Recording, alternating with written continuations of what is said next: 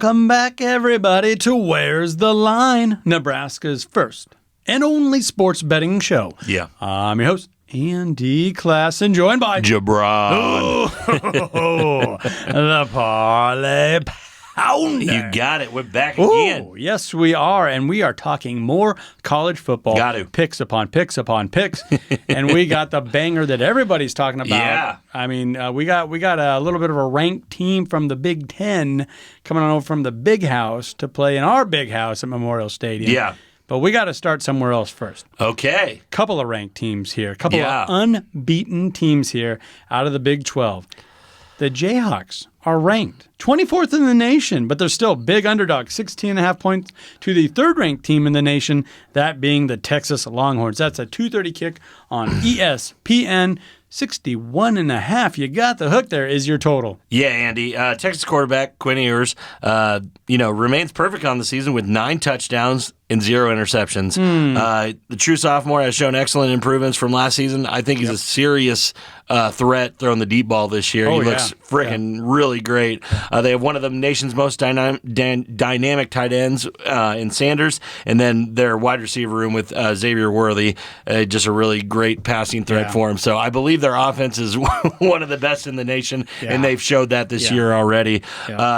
Concerning with this game, I mean, I think everybody remembers Kansas winning Texas 2 years ago. Oh, yeah. And, pulled off a, monumental upset for the Jayhawks. That was Leipold's first signature win. Yeah, exactly. Well, I'd love to, sit here and say that history is going to repeat itself. This is a totally different Texas team. Yeah. Texas is number 3 in the nation for a reason. Yeah. I think they get out fast here. I think they get up early and fast. I do believe that maybe Kansas can cover in the back end of this game after Texas has taken their foot off the gas a little bit, but I'm not betting on it. Yeah. I think the over is the only play here, Andy.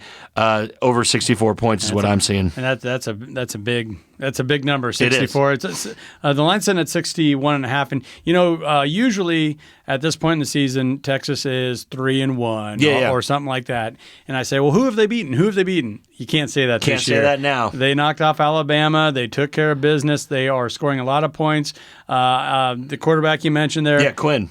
He responded to all the Archie Manning jazz. Yep. He's like, oh no, this is my team now. Yep, you can be the future. I'm right now. And I thought he gave a really good, heartfelt speech in the post-game or pre-game throughout the week. Yeah. Talking about his faith and this and that, and he's playing for a higher purpose or whatever. Yeah. But he believes it, and that's a dangerous thing when you got a guy that believes in himself.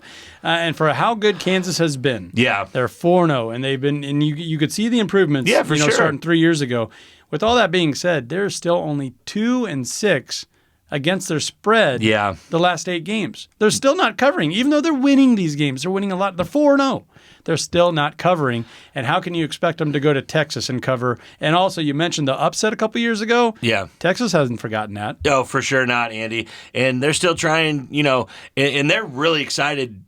Texas is really excited that Kansas is ranked. Oh, That's great for Texas. Yeah. Put another notch in the belt, ranked opponent. Yep. They're ready for this game, and they're going to smoke them. I do believe they're going to smoke them. I don't know if they can cover 17 points. More than likely, they will. But I really like the over. Yeah, if I had to bet it, I'm saying Texas is going to cover this. They can win by 3 scores. They're giving you that 17. I mean, it's like they're trying to usher you in. They are. They're trying to. Into that a little bit. They're giving you the hook there. No doubt. But that you made a great point there about as far as Kansas being ranked. Yeah. And Texas trying to make the playoffs. For sure. They need all these wins. Everything is kind of tilting towards the old Longhorns on this one. No doubt. Unfortunately for the Jayhawks here. I like it as well. All right, let's move on to a night game. 6:30 kickoff on ABC. That is Notre Dame. Can they get over a hangover? Can they lick their wounds here? Because they've got another ranked opponent in Duke. 17th ranked Duke.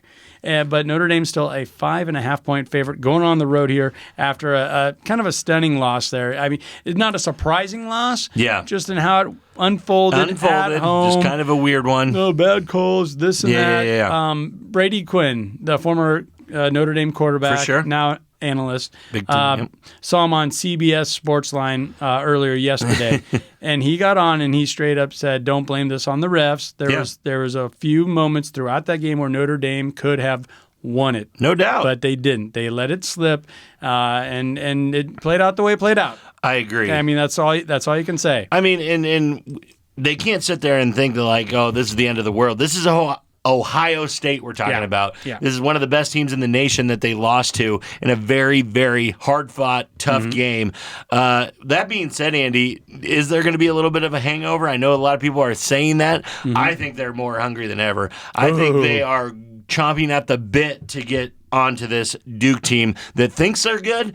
I still do not believe in the Duke Blue Devils. Even though they're 4-0, I believe this is monumentally out of line here, Andy. I believe that Notre Dame should be over a touchdown favorite, probably more, 7 to 7.5 point favorites than at the 5.5, 4.5 people see them at now. I really like Notre Dame in this one just to blow the wheels off Duke. Well, I'm getting vibes of the Texas-Kansas matchup with you where you're saying it's Notre Dame's looking at this like, oh, wow, we already got another ranked opponent that we know we can beat. We feel really good about beating. For sure. So they're going to pour some gas on this, right? All Yeah, gas I think all so. the time. And you wouldn't be surprised if Duke did bounce back. Or not Duke, but Notre Dame. And really took care of business here. Even though it's on the road. It is. And Duke, like you said, give them credit. Yeah, they're 4-0.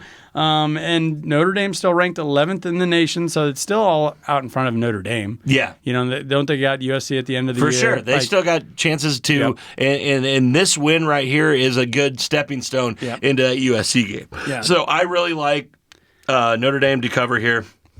I really like him to win here.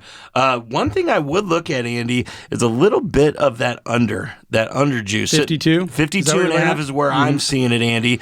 Both of these teams rank outside the top 100 in terms of plays per game. That means they slow the ball down. I believe that they're putting a little bit too much faith in the Notre Dame passing attack and, the Duke able to score here with this 52.5 inflated line. I really think the under is a good play here. That was a well-coached game against Ohio State last week with Notre Dame, and that was by design how heavy they were on the run. And it's one of their strong suits. It is. It all made sense, and it was very close to pulling it off. A couple times in the fourth quarter, even the third quarter, you felt like, okay, Notre Dame's got this. They got this. But Ohio State, do they have the luck of the Irish? Is it a reverse luck of the Irish? The luck of the devil. Blue devil. Yeah, take that, Lou Holtz. I'm gonna yell at you, too. Yeah, no.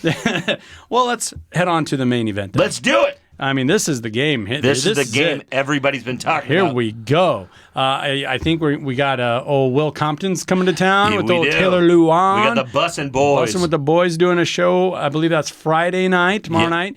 And then you also got the college football show. Yeah, you got Barstool College Football Show, Portnoy, Big Cat, Brandon Walker, Casey Smith. They're all going to be there. So that's a really cool thing to bring into Lincoln on Saturday. So even though we're not doing great, people do respect, Nebraska's still showing out. Nothing moves the needle like the Huskers. That's true. Even though we're sitting at 2-2. And, Barstool, they do a lot of good things, a lot of fun things. Yeah. But they're going to have to take a back seat Saturday morning as well. They are. Because we got a show going on. No doubt about it. It's going to be a live broadcast. It's going to be streamed over multiple channels. We're going to have it live for you guys starting at 10 a.m.